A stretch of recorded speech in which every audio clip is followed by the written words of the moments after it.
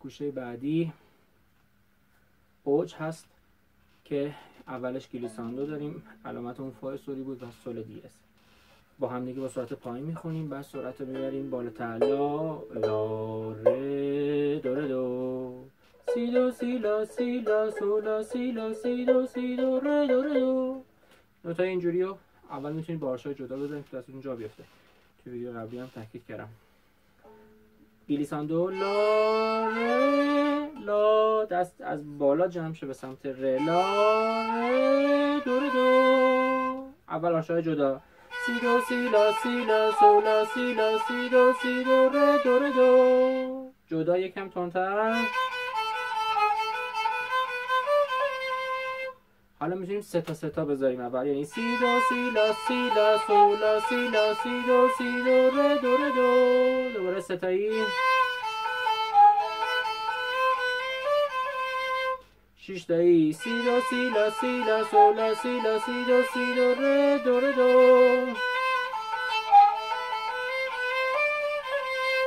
حالا مثل خودش که خواسته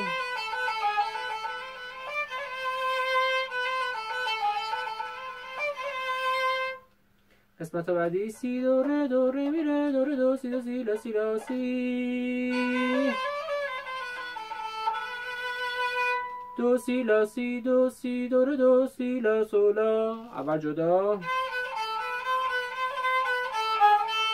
با هم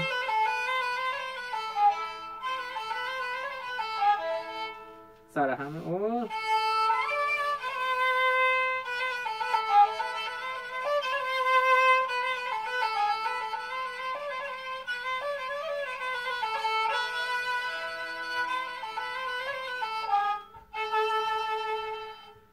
جابداران ضربی سه ضربی داره.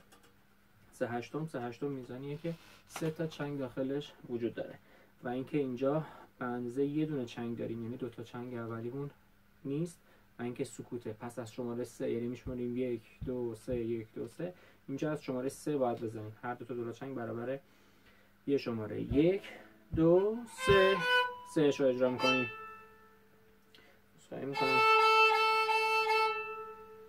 شماره 3 رو اجرا می‌کنیم. 1 2 3 1 2 3 1 2 3 1 2 3 1 2 3 1 2 3 1 2 3 1 2 3 1 2 3 1 2 3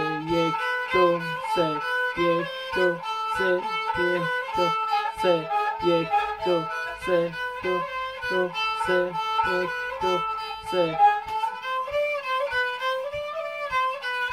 1 2 3 1 2 3 سیلا. با هم میریم یه بار دیگه، یک کمی تندتر. 1 2 3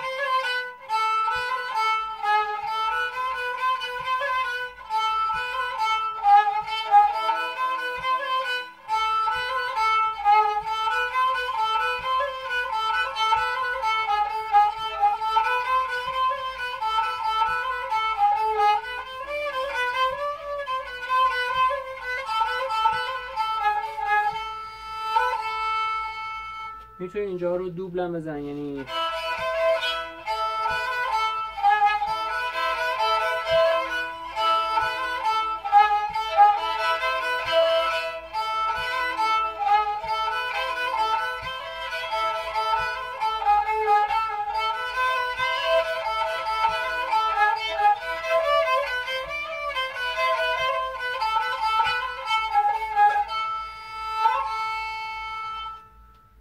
سر فرود.